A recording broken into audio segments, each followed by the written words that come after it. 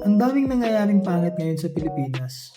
Pero, nandito ako para magbigay ng mga balitang good vibes. Follow ka lang para makasagap naman tayo ng magagandang balita.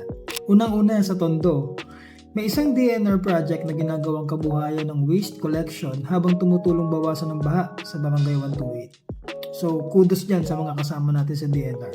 Sa Bukidnon naman, 7 malalayong sityo ang nagkalibreng kuryente through an electrification program para mas lumiwanag ang mga komunidad doon.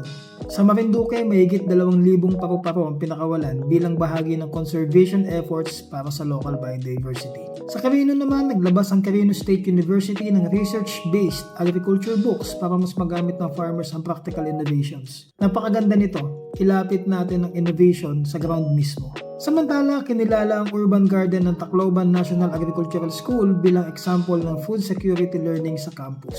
Kahit ang gulo ng Pilipinas, may mga ganitong balita pa rin, nagpapaalala na may gumagalaw, may tumutulong, at may dahilan pa rin para magpasalamat.